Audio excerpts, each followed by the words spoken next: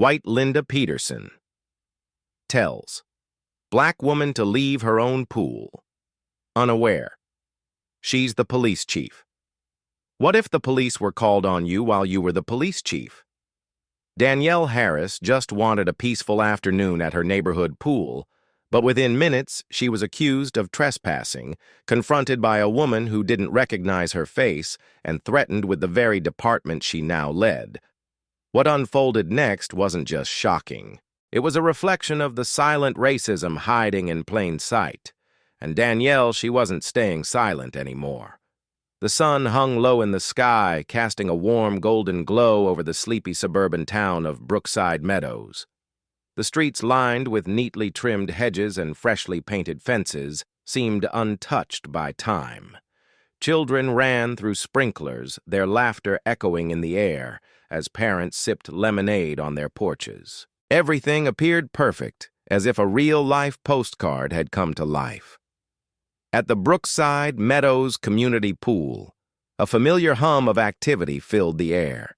Families lounged on comfortable pool chairs, occasionally jumping into the refreshing water to escape the scorching summer heat. A couple of kids were engaged in an intense game of Marco Polo, while their parents exchanged gossip and summer plans. The lifeguard perched on a high stool, surveying the pool as the soft sounds of music wafted through the air. In the far corner of the pool, Danielle Harris floated on her back, completely immersed in the tranquility of the water. Danielle, a recent transplant to Brookside Meadows, had moved to this town just weeks ago to begin her new position as the town's newly appointed police chief. It was a big transition, leaving behind her previous life in the city for a fresh start in a suburban community. But despite the challenges that came with her new position, Danielle found herself drawn to moments like this. Moments of peace where the only thing that mattered was her connection to the water and the brief respite it offered from the stresses of leadership. She had always been an advocate for community policing, believing that the best way to serve and protect was through building genuine relationships with the people she served. Her vision for Brookside Meadows was one of transparency, mutual respect, and above all, inclusion. Danielle knew the road ahead would not be easy. She had inherited a police force with a complicated history, and many of the community's residents were wary of the changes she intended to bring. As she allowed herself to float and relax in the pool, Danielle couldn't help but wonder how she would make her mark in this seemingly perfect town. She wanted to prove herself as a capable leader, one who could unite the community and break down the walls that often separated law enforcement from the people they were meant to protect unbeknownst to her. However, the idyllic afternoon was about to take a dramatic turn. Across the pool, a woman named Karen Whitmore watched Danielle closely. Karen had been part of the Brookside Meadows Homeowners Association for years and took great pride in ensuring that the neighborhood maintained its exclusivity. In her eyes, the pool was her domain, and she took it upon herself to ensure that the rules were followed to the letter. Karen Whitmore had been watching the pool for a while now, carefully observing the families who entered, the children who splashed around, and the adults who lounged under the umbrellas. It was a job she'd taken on as part of her self-appointed role within the neighborhood, a role that gave her a sense of authority. The Homeowners Association had never officially given her the title of pool manager, but Karen operated as though she was in charge. For years, she had policed the small, intimate space, ensuring that only the right people used it. So when Danielle Harris entered the pool area earlier that day, Karen immediately took notice. Danielle, though relaxed and calm in the water, was unfamiliar. Karen had been an active member of the Homeowners Association for long enough to know nearly every face in the neighborhood, and Danielle's was new. Karen's mind began to churn. Who was this woman? Why hadn't she seen her before? The whispers from the other pool-goers didn't help. Danielle was new to the area. That much was clear. But who was she really? What was her connection to the community? Karen's gaze lingered on the woman with an almost possessive scrutiny, as though Danielle's presence in her space needed to be validated. She doesn't look like she belongs here, Karen muttered under her breath, her eyes narrowing. It was a thought born from a mix of suspicion and a deep-rooted desire to protect what she considered her pristine little world. But what was it that unsettled her so much? Was it Danielle's calm demeanor, her dark skin, or simply the fact that she didn't look like the typical Brookside Meadows resident? Karen couldn't quite place it, but she felt the urge to confront her. It was the way she was wired. She had always found comfort in enforcing the rules, and she did not hesitate. Walking across the hot concrete, Karen approached Danielle, her flip-flops slapping sharply with each step. Danielle remained floating, unaware of the confrontation that was about to unfold. She had come to the pool to escape the heavy responsibilities of her new role as police chief. But in that very moment, her peace was about to be shattered. Karen cleared her throat loudly, drawing Danielle's attention. Danielle opened her eyes slowly, and a polite smile curved her lips as she looked up at Karen. "Excuse me?" Karen began, her tone sharp like a blade. "I don't think I've seen you around here before. Are you a member?" Danielle raised an eyebrow at the question, momentarily confused. She had been a member for weeks now, having moved to Brookside Meadows just a short time ago, but she didn't let her initial frustration show. Instead, she remained calm and composed, her voice steady. "Yes, I am," Danielle replied, still floating in the pool. "I live just down the street on Oak Avenue. I'm new to the neighborhood. I have a membership." Karen's eyes narrowed slightly, her suspicion flaring. "I see. Well, I know nearly everyone in this neighborhood, and I've never seen you here before." Danielle felt the weight of the scrutiny in Karen's gaze, but didn't let it shake her. She simply replied, "I assure you I live here and I'm a member. If you need to verify, I have my membership card." Karen, however, was not satisfied. She said with a dismissive huff. "I'm not so sure about that. You know, I could always check with the HOA office, but right now I think you should leave. This pool is for residents only, and I don't think you fit in here." Danielle's jaw tightened. Her mind raced. Was this really happening? Was this woman seriously trying to police her presence here simply because she didn't recognize her? For a brief moment, she wanted to confront Karen directly, but something inside her told her to remain composed, to see how far this would go. The last thing she wanted was to escalate the situation, but she also knew she could not let this injustice go unchallenged. "Ma'am," Danielle said, her voice calm but firm, "I told you I am a member. I have every right to be here, and I will not leave." Karen's face flushed with a mix of anger and disbelief. Her eyes darted around, noticing that a few onlookers had paused in their swimming to watch the exchange. The tension was building. "I'm going to call the police," Karen snapped. "If you refuse to leave, I'll have no choice." Danielle's heart pounded, not in fear, but in frustration. The woman standing before her, full of entitlement and suspicion, was threatening to call the very department she led. This was the test, she thought. How far would this go? Would Karen push things further, or would she realize the truth? Karen's hand hovered over her phone, trembling with a mix of indignation and self-righteousness. "Hello?" she said, dialing 911 with a sense of urgency. "Yes, I need the police at the Brookside Meadows community pool. There's a woman here who refuses to leave and she's causing a disturbance." Danielle stood still, refusing to react, her eyes steady as she watched Karen make the call. She could feel her heart racing as she realized the magnitude of the situation. She had lived through a lot of challenging moments in her career, but this was different. Danielle stood still, refusing to react, her eyes steady as she watched Karen make the call. She could feel her heart racing as she realized the magnitude of the situation. She had lived through a lot of challenging moments in her career, but this was different. This was personal. This wasn't about enforcing the law or serving her community. It was about being unjustly targeted simply for being who she was. Karen's voice continued to rise, her words becoming more frantic. She's being aggressive and uncooperative. She doesn't belong here, and I need someone to come and deal with her." Danielle took a deep breath, trying to calm the storm inside of her. She had spent years building trust with her community, years striving for fairness and justice, and now here she was on the receiving end of an abuse of power. Her fingers tightened at her sides, but her voice remained silent. She would not give Karen the satisfaction of an outburst. She remained composed, her stance steady in the shallow end of the pool as she waited for the officers to arrive. She could only hope that when they did, they would see the truth. Minutes later, the sound of sirens from a distant police cruiser cut through the warmth of the summer afternoon. Danielle could feel the weight of the situation pressing down on her chest, but she refused to show it. Her expression remained calm, as she had always taught herself to remain under control, no matter the circumstances. But deep down, she knew this wasn't just a normal call for assistance. It was a test.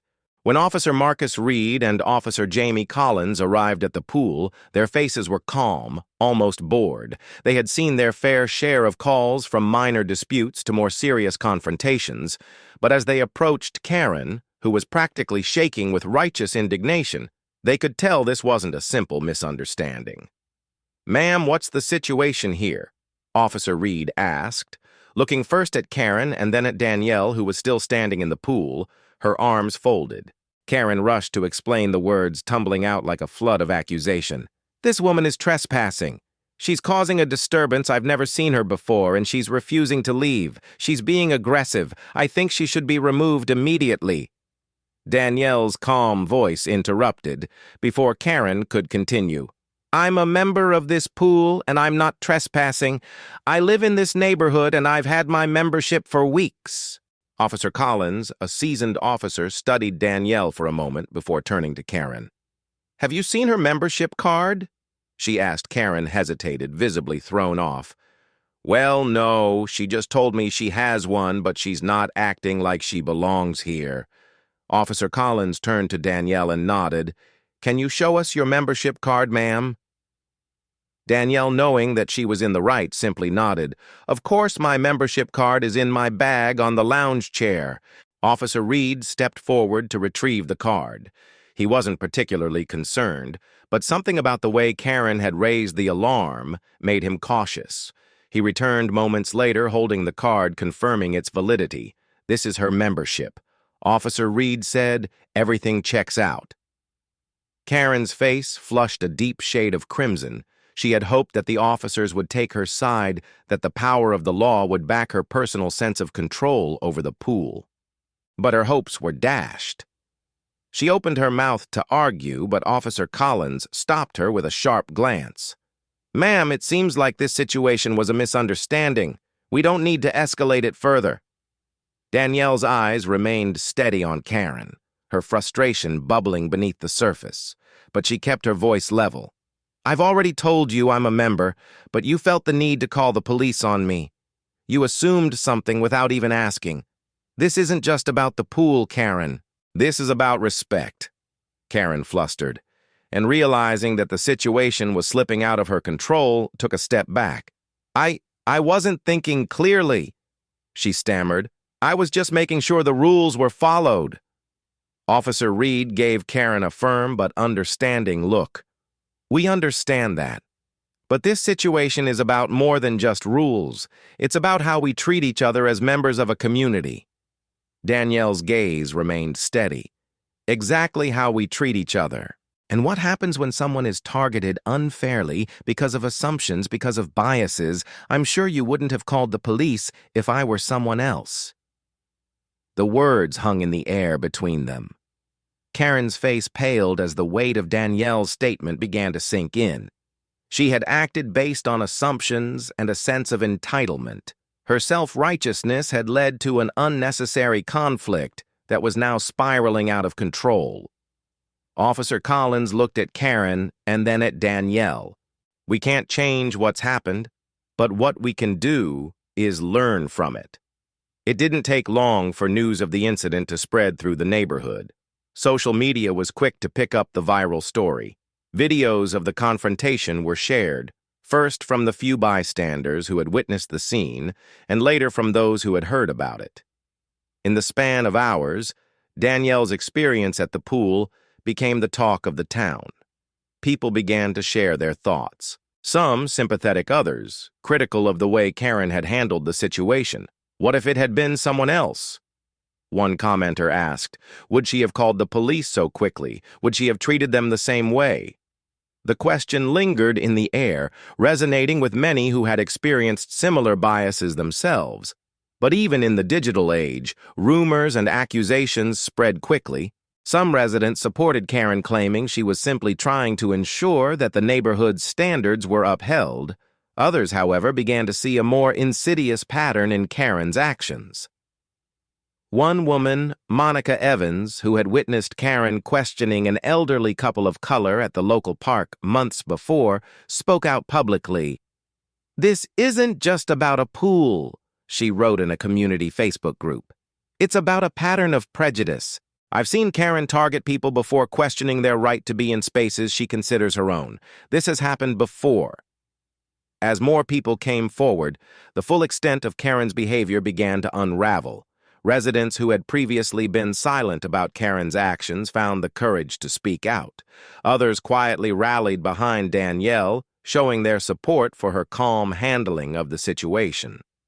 Within days, the once cozy neighborhood pool was no longer a place of leisure. It was ground zero for a community reckoning. Danielle knew that the confrontation at the pool had left more than just a stain on her afternoon. It had revealed a deeper issue within the community, one that she couldn't ignore. The town of Brookside Meadows was known for its picturesque streets and the seemingly perfect lives of its residents. But underneath that facade was a strain of prejudice that had lingered far too long. She could have let the situation go. She could have ignored the comments, brushed off the confrontation, and moved on with her life. But as the newly appointed police chief of Brookside Meadows, Danielle had a responsibility that went beyond enforcing laws.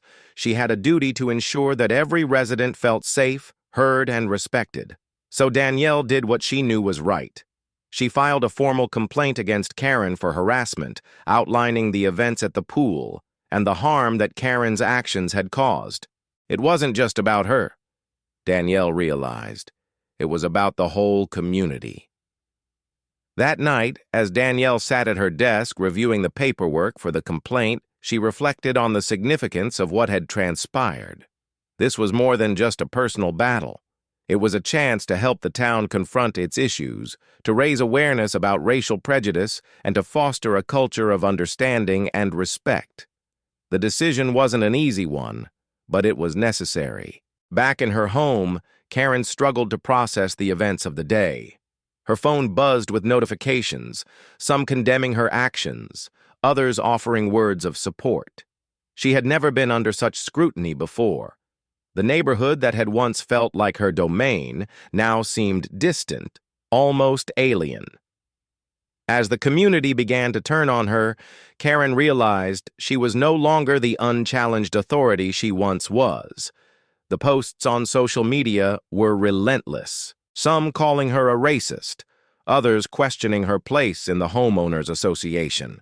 The neighborhood she had once thought of as her own now felt foreign and hostile. Her guilt began to seep in, but so did her pride. Karen had always believed in the righteousness of her actions, even when others saw them as overbearing. She had thought of herself as a protector of the neighborhood, but now she was forced to reckon with the harm her actions had caused. As the days passed, Karen found herself retreating further into her home, avoiding the public eye. The once pristine lawn that she meticulously maintained felt like a mockery of the perfect life she once believed she had. She sat alone in her living room, her fingers nervously flipping through the local newspaper. Every headline seemed to mention the incident at the pool, but none of them painted her in a favorable light. Some referred to her as the Karen of Brookside Meadows, others with more pointed criticisms calling her behavior an example of racial prejudice. Her eyes blurred with tears, but she refused to cry. She had spent her life building a reputation, and now it seemed like it was all unraveling in front of her. She had always taken pride in her role in the neighborhood, her involvement in the homeowners association, her position as a self-appointed guardian of rules and order. Yet now, with the weight of the community's disapproval pressing down on her, Karen realized she had been clinging to a sense of authority that wasn't earned, but rather imposed on others. The nagging voice of self-doubt crept in. How did I get here? She had always considered herself a good person, protective, diligent, well-meaning. But now the more she reflected on the events, the more she recognized the truth. Her actions were not just about ensuring the neighborhood's security. They were about control. They were about asserting dominance in a way that excluded those who didn't fit her ideal image of who belonged, and her inability to see the flaw in her approach was a blind spot she could no longer ignore. Karen knew she needed to face Danielle. The moment had to come. But where would she begin? How could she make this right? She decided to go to the police department to speak with Danielle directly, face to face. Karen thought about the conversation they would have, trying to find the words to apologize, but something told her it wasn't going to be that simple. The day Karen walked into the Brookside Meadows Police Department was unlike any she had experienced before. The building, once a place where she had always felt safe and removed from the chaos of daily life, now felt foreign. She walked through the doors with a mix of trepidation and resolve. The staff behind the front desk gave her a polite nod as she made her way down the hallway toward Danielle's office. Danielle's office door was slightly ajar, and Karen hesitated before knocking. She had never imagined herself in this position, the one coming to apologize, the one seeking redemption. But she knew this was a necessary step, and for the first time, Karen felt the weight of her previous actions more than ever before. Danielle looked up from her desk as Karen entered, her expression neutral but expectant. "Karen," Danielle greeted her. "What brings you here today?" Karen swallowed, trying to steady her shaking hands. I want to apologize for what happened at the pool," she said, her voice wavering slightly. Danielle sat back in her chair, folding her arms. "I think it's important to hear what you have to say. Please go ahead." Karen took a deep breath, bracing herself. "I know that what I did wasn't right. I was wrong to call the police on you, and I was wrong to assume that you didn't belong there. I was caught up in my own prejudices, and I didn't see you as a neighbor, as someone who had every right to be at that pool. Instead, I saw you as an outsider." Danielle's expression remained calm, but she could see the struggle in Karen's eyes. This wasn't easy for her. Karen continued, "I've been hearing a lot from people around the neighborhood, and the more I think about it, the more I realize how many times I've done this before. Singled people out, treated them as if they didn't belong, because they didn't look like me or act like me." Danielle stayed silent for a moment, allowing Karen to continue. "I'm not proud of it, and I'm not asking for forgiveness, but I want you to know that I recognize the harm I've caused. I see how my actions perpetuated this division, this unspoken tension that I've contributed to for years." Danielle nodded slowly. "I appreciate you saying that, Karen. It's not easy to admit when we've made mistakes, but recognizing those mistakes is the first step toward making real change." Karen nodded, a tear slipping down her cheek. "I don't know what happens next. I don't know if I can ever fix this, but I want to do better." Danielle's voice softened, though her words carried the weight of authority. "The road to change starts with accountability, but it doesn't stop there. It's about action. It's about living with integrity and learning to confront biases both in ourselves and in others. It's not going to be easy, but it's worth it." Karen sat in silence, contemplating Danielle's words. For the first time, she truly understood the scope of what needed to be done. The weeks that followed were a time of transformation for both Karen and the community. Karen, after much reflection and guidance from Danielle, decided to take part in community outreach programs that focused on diversity, equity, and inclusion. It wasn't easy. At first, she felt like an outsider in those spaces, like she was a guest in a world that she had once excluded. But slowly, Karen began to realize that the very people she had once questioned, the people she had once judged so harshly, were the ones who had the power to help her heal. She started attending town meetings on social justice, volunteering at local events that aimed to bridge divides, and working with Danielle to create safe spaces where residents could voice their concerns without fear of judgment. Meanwhile, Danielle worked tirelessly to rebuild the trust that had been fractured in Brookside Meadows. She encouraged her team to approach each case with empathy and fairness. She hosted open forums where community members could ask questions about policing diversity and what true community engagement looked like. As the months passed, the town began to shift. At the next HOA meeting, there was a palpable change in the air. Karen stood before the community, her face pale but determined. She had taken the first steps toward redemption. And though it wasn't going to happen overnight, the sincerity in her voice was undeniable. "Today I stand before you to ask for your forgiveness." Karen said, her voice shaking but resolute. "I made a mistake. I let my biases control my actions. But I've learned that change doesn't happen by simply saying the right words. It happens by living those words every day." There was silence in the room. And then, one by one, the neighbors began to nod. Some even stood and applauded. Karen didn't expect forgiveness from everyone, but the act of standing there owning her mistakes was the beginning of something real.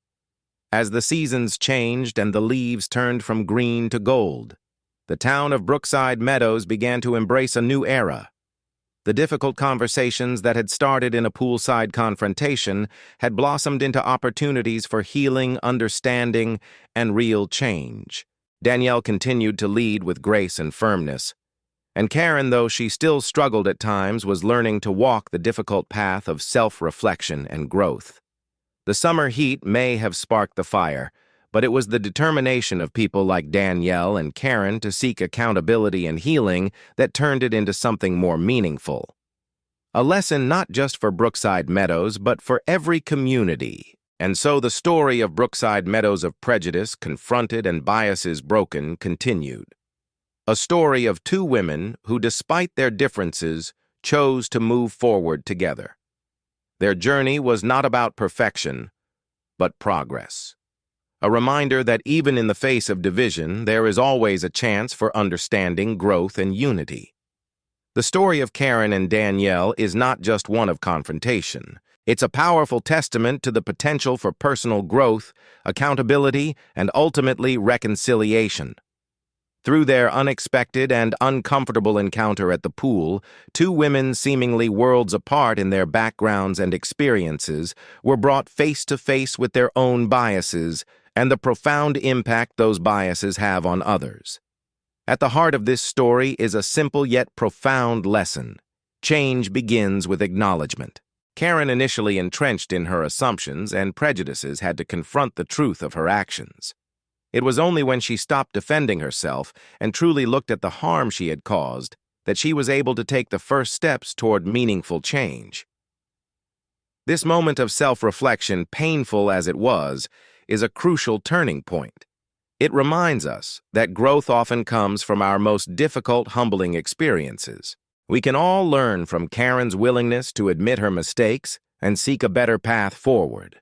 On the other hand, Danielle's response throughout the ordeal was one of grace, patience, and strength. Danielle did not allow herself to be driven by anger or frustration. She maintained her composure in the face of unprovoked scrutiny, choosing to stand firm in her commitment to justice and fairness. Danielle's leadership was not defined by a title, but by her actions, by her ability to lead with empathy even when facing adversity. She didn't see Karen's actions as something that needed to be erased. Instead, she saw them as an opportunity for both Karen and the community to grow. The real power of Danielle's leadership lies in her decision to not simply correct Karen's behavior, but to guide her on a journey of transformation. She understood that holding people accountable wasn't just about retribution. It was about teaching them, giving them the tools to recognize their flaws, and helping them take concrete steps to do better. Danielle's patience and willingness to engage in the hard conversations were the catalyst for the change Karen so desperately needed. Her approach reminds us that leadership isn't about being perfect, it's about fostering an environment where others can learn, heal, and rise to their better selves. This story also teaches us an invaluable lesson about community. The town of Brookside Meadows, like so many other places, had been divided by invisible lines drawn by preconceived notions, assumptions, and a lack of understanding. The confrontation at the pool was the spark that ignited a series of events, revealing just how deep the divide had run.